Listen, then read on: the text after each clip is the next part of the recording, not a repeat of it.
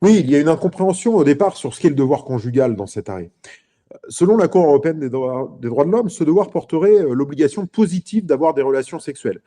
Au paragraphe 88, par exemple, la Cour note que ce devoir a, dit-elle, une dimension prescriptive à l'égard des époux dans la conduite de leur vie sexuelle, et elle souligne aussi que sa méconnaissance a des conséquences juridiques, puisqu'il peut y avoir une faute et des conséquences pécuniaires. Or, en réalité, le devoir conjugal n'est pas une obligation, il ne donne pas lieu à une obligation positive, et personne d'ailleurs ne l'a jamais soutenu.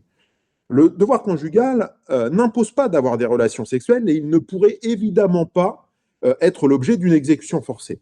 En réalité, ce devoir crée une obligation civile qui, en cas d'inexécution, appelle une sanction. La liberté sexuelle des époux serait ainsi protégée, leur laissant le libre consentement en relation sexuelle. Mais parce qu'ils sont mariés et que le mariage porte aussi en lui une communauté charnelle, ce qu'indiquent d'ailleurs les cas d'empêchement à mariage, eh bien le refus répété et non justifié d'entretenir une communauté charnelle devrait pouvoir être sanctionné sur le terrain du mariage, ou pour le dire autrement, par la possibilité pour l'époux délaissé de pouvoir divorcer. Et derrière cette décision, on pourrait voir une sorte de réticence contemporaine pour ce qui relève des relations sexuelles. Finalement, est-ce que le couple devrait être asexué? Alors, je ne pense pas que ce soit la position de la Cour européenne des droits de l'homme qui ne dit pas que l'absence de relations sexuelles devrait être indifférente. Elle marque en effet qu'il devrait être possible, en pareille hypothèse, d'obtenir le divorce pour altération définitive du lien conjugal, ce qui dessine en creux la nécessité de relations sexuelles entre époux. En revanche, ce qui gêne véritablement la Cour européenne des droits de l'homme, dans le droit français, c'est le recours à la notion de faute. Donc je ne suis pas certain que cette décision de la Cour européenne des droits de l'homme marque une volonté d'imposer une certaine vision du mariage à toute l'Europe. En revanche, il me semble que cette décision s'inscrit dans un mouvement plus large, de faire primer la liberté et l'autonomie individuelle, notamment en matière sexuelle, sur toute autre considération, et notamment sur le mariage. Rien ne doit, finalement, selon la Cour, permettre de considérer que l'usage de la liberté sexuelle peut constituer une faute. La liberté involontaire, l'individuelle, la volonté individuelle ne doivent donc connaître aucune entrave, aucune contrainte. Et finalement, si l'on en revient à une conception du mariage, peut-être peut-on y voir finalement la promotion d'une conception individualiste, hyper individualiste du mariage, où la communauté de vie créée entre les époux doit s'effacer devant le primat de la liberté individuelle. Oui, c'est effectivement, selon moi, la raison de l'incompréhension. La faute est entendue ici au sens pénal, avec une dimension morale et coercitive. Alors qu'en réalité, on est en matière civile. Et la faute devrait être ici comprise à l'aune de la notion d'obligation civile, c'est-à-dire un lien de droit entre des personnes qui, s'il n'est pas respecté, appelle une sanction, sanction qui ne consiste pas en une contrainte, mais simplement dans le constat de la rupture de ce lien de droit et éventuellement d'un dédommagement. Ce que tout cela traduit, à mon sens, derrière ce débat sur la notion de faute, c'est que on vit une époque où la morale et l'émotion sont devenues prééminentes, ce qui conduit au manichéisme et à ce que Philippe Meuret avait nommé l'envie du pénal, alors qu'en réalité, il ne s'agit que de faute civile et donc de responsabilité. Le résultat de tout ça, c'est qu'il devient inadmissible de dire à une personne qui s'est librement inscrite dans la création d'une communauté de vie par son mariage, eh bien qu'elle doit faire vivre cette communauté, et que si refusée, doit permettre à son conjoint de faire constater ses manquements et ainsi d'obtenir que la fin de la communauté soit prononcée. Il est évident d'abord que le droit ne peut pas être sourd aux évolutions sociales. Après tout, ius ex facto auritur. Donc, dans un monde où le primat de l'individu règne et dans lequel rien ne doit entraver ses désirs, ou ici, en l'occurrence, son absence de désir, eh bien, l'idée qu'il puisse lui être reproché une faute cause de divorce semble insupportable. Dont acte.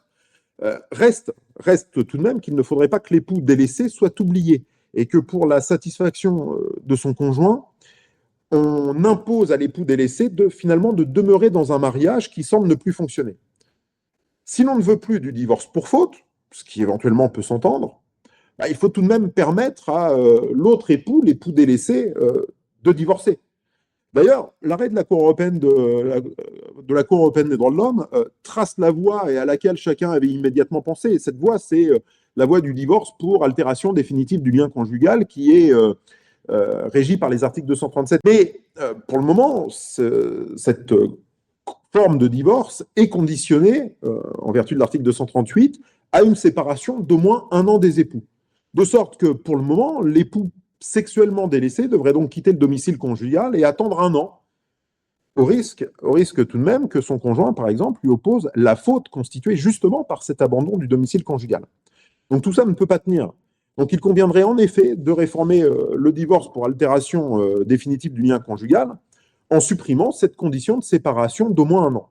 Ainsi, le divorce pourrait être prononcé par la preuve, pouvant être faite par tout moyen, de l'altération définitive du lien conjugal.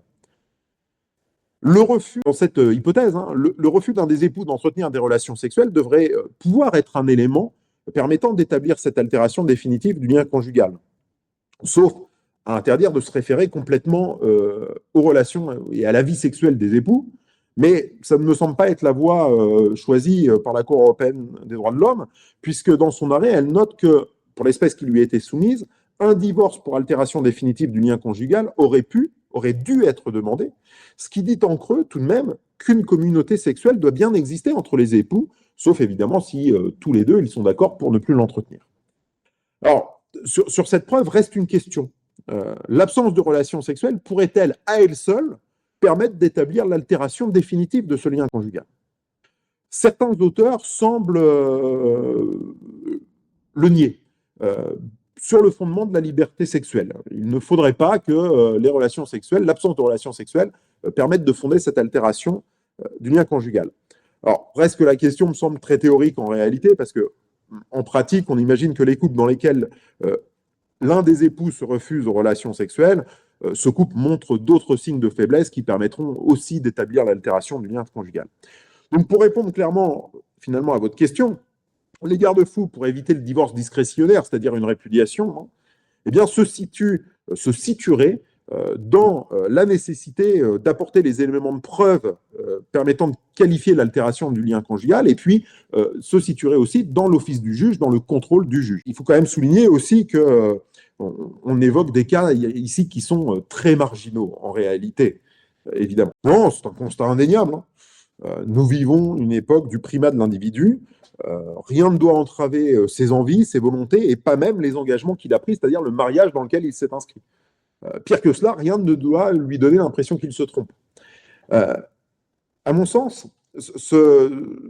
cette évolution du mariage et cet arrêt de la Cour européenne des droits de l'homme doit être resitué dans un mouvement beaucoup plus large. Celui d'un monde, finalement, où le risque ne doit plus exister, et avec lui, les contraintes et l'inconfort qu'il peut imposer. D'une certaine manière, me semble-t-il, par cette décision qui condamne la France, on refuse le risque de la vie de couple, de la vie à deux. Le mariage ne forme plus une communauté. Il devient seulement l'addition, voire même la simple juxtaposition de deux individualités. C'est une vraie question. Et si j'étais provocateur, je dirais qu'au-delà, peut-on même continuer à parler de mariage? C'est que le mariage est en principe une communauté de sentiments, une communauté de vie, une communauté matérielle, mais aussi charnelle, de même qu'une communauté d'aspiration, si ce n'est une communauté spirituelle. Cette communauté, par définition, oblige. Or, par cette décision qui, sur le fondement de la liberté sexuelle, de la liberté de disposer de son corps et du respect à la vie privée, interdit de voir une faute dans le refus d'entretenir des relations sexuelles avec son conjoint, eh bien, on voit pointer finalement l'argumentation pour un autre devoir constituant un autre fondement du mariage, qui est le devoir de fidélité. Après tout, reprocher à un époux son infidélité, n'est-ce pas lui reprocher aussi d'avoir fait usage de sa liberté sexuelle, de la liberté de disposer de son corps, et in fine, n'est-ce pas s'introduire de manière illégitime dans ce qui relève de sa vie privée? Il me semble que désormais, l'idée de communauté du fait du mariage ne doit dépendre finalement que de la volonté des époux, ou plutôt d'un époux, de la volonté de celui qui ne veut plus s'inscrire dans cette communauté. Alors, plus que la contrainte ou la domination de la communauté sur l'individu, je me dis que le prisme finalement a été renversé.